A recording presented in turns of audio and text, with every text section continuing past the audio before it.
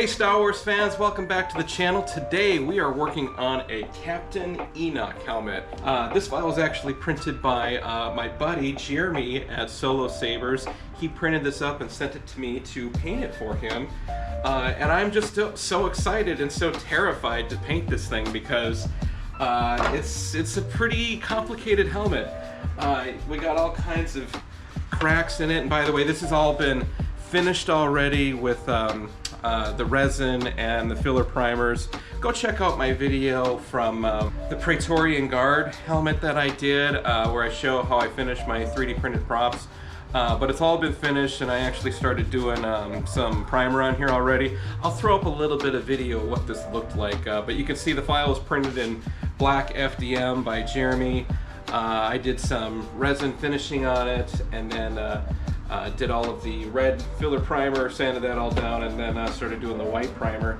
And this is what it looks like now. But the coolest thing about these helmets is that they're all like pieced together, lots of different cracks on them, and then in between these cracks, some are going to be filled in with gold, some will be filled in with I think it's supposed to look like a ceramic, but you know, it's going to be like a gray painted section. And the way they did it on the show Ahsoka is they made it gold using gold leaf.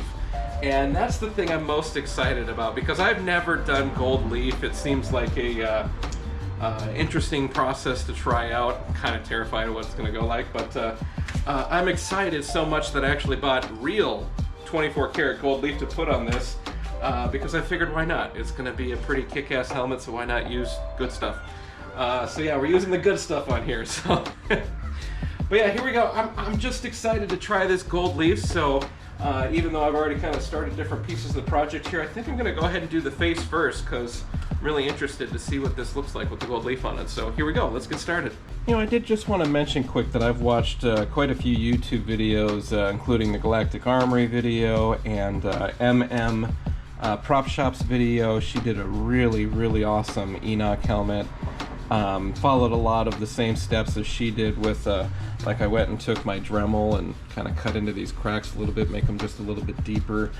But yeah, so anyway, and on the gold leaf, I watched all kinds of videos on that. It seems somewhat simple as far as, you know, the process goes, the instructions. You put some gilding adhesive on the prop, and then you wait for it to I don't want to say dry, but you wait for it to become tacky. So I'll have to read the instructions on here, but I believe we're going to leave it for 15 to 30 minutes until the glue is ready for gilding. So I'm going to go ahead and put a layer of the gilding adhesive on this. We'll let it wait about 15 minutes, and then we'll get into this gold leaf. So we'll see how it goes. I just want to quickly mention that I actually redid this entire face piece after this, but I didn't film it, so I'm going to leave all this in of my first attempt. But just know that this gilding adhesive, the brush strokes that you might be able to see in this video, that shows through on the gold foil. So you got to make sure you don't have any brush strokes. You might even like sponge it on or stipple it on. On my second attempt, I actually put the glue into an airbrush and airbrushed the glue onto the mask, so it was like flawless and no brush strokes, but that's what really made it look nice. So be careful of them brush strokes in the glue. Okay, I think our gilding adhesive is all tacky now. Kind of sticky. Alright, so I think we're good to go. I'm going to try not to screw this up too bad. A couple differences between 24 karat gold leaf and the imitation stuff, other than the price. The real stuff's about 10 times as much, but the imitation stuff is thicker. So again, I'm not an expert on gold leaf, so don't take any of this from me. Go do your own research. But from what I understand is the imitation gold leaf is thicker, which makes it more likely to be able to, oh shoot, boy, this stuff's really thin, so it's coming apart just as I touch it. Of course, that's where I just touched the glue. But yeah, so the real stuff is super thin, the imitation stuff's a little bit thicker, so you might be able to see some of the seam, or not seams, but just where the lines are, where they overlap a little bit more with the imitation stuff. The real stuff's also a lot more fragile. You can see it came apart right away as I accidentally touched it where I had some glue on my glove. So yeah, I really have no idea what I'm doing, but let's just give it a shot and see how it goes. I'm gonna try to use this sparingly so that I don't waste any. Boy, that went terribly. Alright, let's... Alright, I don't know if this is a failed attempt, but it's looking okay, so... Oh shoot, can I just pick up another one? I did. Oh man, I am being so bad at this. I need to be more careful.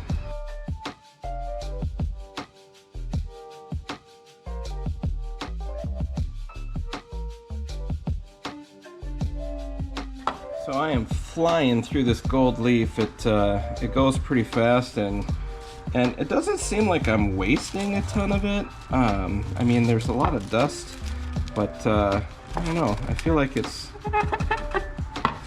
you can kind of like break it into dust and then work it into that glue. But yeah. Anyway, I've almost used 10 of these little 3-inch sheets now on the face, so I'm probably gonna have to get a little more for the rest of the helmet. But yeah, not as bad of a process as I thought it was going to be. It's just got to be careful on how you put it on, really. That's about it.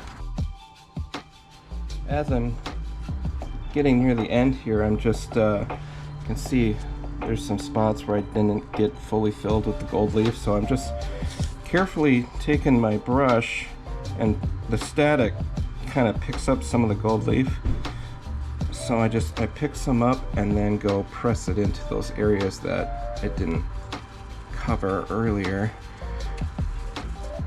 and that seems to do the trick.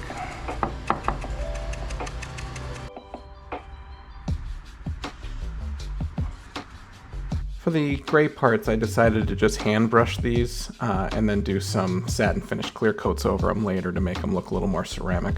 I ended up dremeling out the cracks one more time, but just not as deep. I just kind of thought it'd be nice to mark where all the cracks are that need the gold, and when I went through that white primer, it kind of helped give me some lines to follow.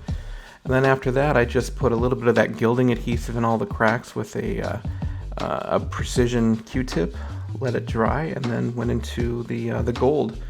And for all the cracks, I decided to use gold flake versus the big foil sheets, only because it was a little easier to get the little flakes on my brush and then push it into that gilding adhesive. But either would work. But then you can see for the long, broader, flat pieces, I would use the foil sheets for. Brushing away the excess gold and only seeing it left where the adhesive was is very satisfying. It's just like pulling back tape on a complicated masking project. You can see this is where I masked off the ceramic areas to put that satin finish on it.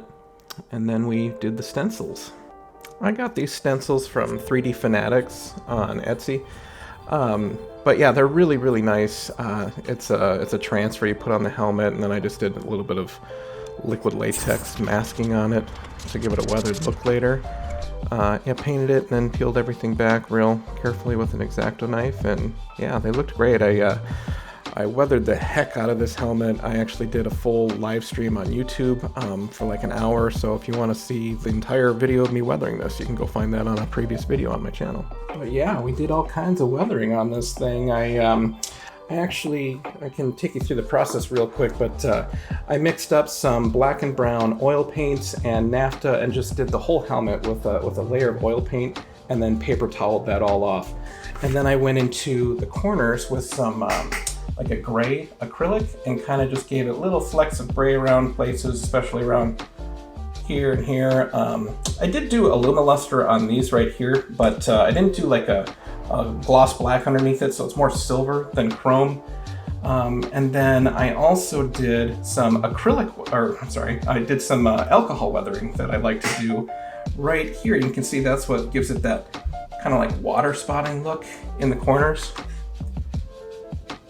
But yeah, I'll give you just a close-up of the helmet. This is one of the coolest helmets out right now, in my opinion. Maybe the coolest helmet in Star Wars. I love it so much, the way that it looks. It's just so almost like scary looking. And I mean, the gold piecing everything together is just so cool. All the helmets from the Ahsoka series are really cool. All the ones from Thrawn's army. But yeah, I really, really think this is neat. And it was a really, really hard project to do. But I'm just so excited that I did it because I learned another new skill. That's kind of my favorite part about this hobby and making stuff for people, is I always end up pushing myself to try something new, and this time I got to learn how to do the gold leafing, which I just turned out absolutely wonderful. I really, really like how it turned out. As I mentioned earlier, I did a second attempt on this where I airbrushed the adhesive down instead of brushing it on, and that made everything look a lot nicer. I also failed to mention in the video, I noticed after you're done doing the gold leafing, you need to do a varnish over it. And there's a varnish, designed to do that over the gold leaf. And on that, you also want to do extremely thin layer. You can do multiple layers if you're worried about this gold getting scratched. But you can see brush strokes again with this varnish. So very, very, very thin layer, and build it up if you need to. But yeah, that's the helmet all done. Extremely, extremely happy with how it turned out. I need to start making 2 at a time so I can keep one for myself. If I haven't mentioned it yet, this is for Jeremy, the solo merchant. Jeremy, I really appreciate you so much. He's done me a lot of favors with lightsaber installs and things like that. So I just wanted to make this like as nice as I possibly could for you. And yeah, it turned out pretty awesome. The last step in making this helmet is putting the eyes in. Now, I did not make these eyes because I'm not that good. So these are vacuum form eyes that I got from BG3D, I think. Maybe it's BG 3 Dimensions, but it's an Etsy store. They're vacuum form eyes. They might actually be like Deadpool eyes. I'm not sure, not Deadpool, Daredevil eyes. But yeah, I mean, they fit this thing perfectly. And then I just glued them in. And because they're vacuum formed, they lose just a little bit of clarity, but you can actually see through them pretty decent. They're just like a little bit cloudy. But if you had to wear this at, say, like a convention or something, if you were going to cosplay with this, you could totally walk around with these eyes and not bump into too many things anyway. You can still see pretty good through them.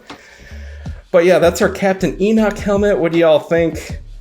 I am really excited about how this turned out. But yeah, hey, thank you so much for hanging out with me again on another make.